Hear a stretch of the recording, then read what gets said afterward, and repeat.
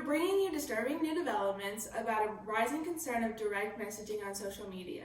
A new study shows that over 50% of teenage girls experience what they call, quote-unquote, sliding into the DMs by males of all ages. There are many cases in which they might feel threatened or endangered by this activity. Here's what this victim of social messaging exchange has to say about this widespread problem.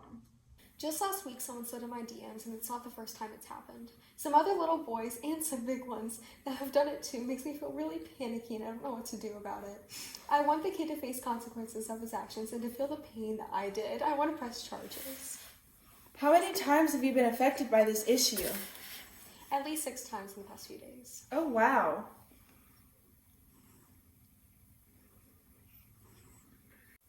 Look, I got another one. See what we have to put up with? This needs to stop now. Have you heard about the new proposal to stop these types of predators? Yes, I have. I fully support it, and I think it's the best option at the point. Really the only option. Thank you again for sharing this traumatic experience with us. Now back to you, Emma.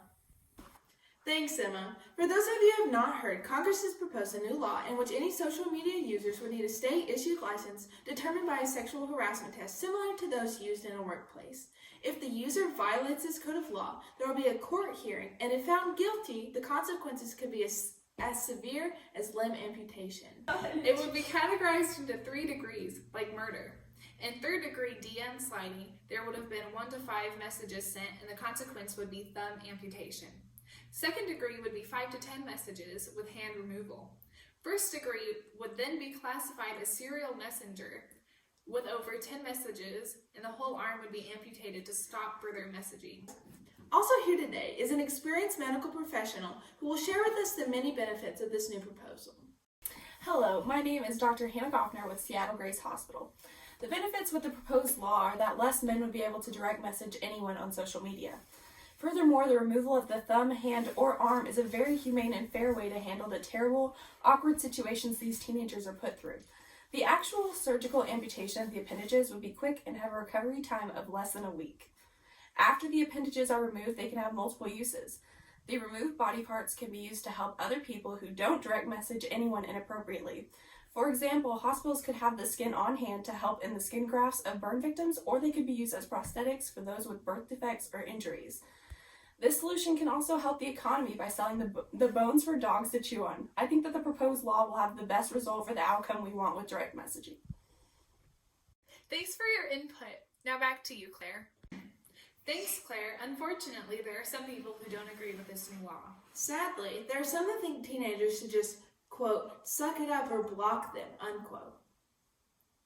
Now to Emma in the Capitol, where there are protesters at the White House, and they have something to say against this new law. Thank you, Claire. It is tense here in Washington, D.C., and here is some of the live footage showing just exactly what's happening. Block the user, not the arm. Block the user, not the arm. Block the user, not the arm. Block the user, not the arm. If someone doesn't want DMs, it's not that hard to block or report them. I could also just not accept any of the DMs. It's not that big of an issue.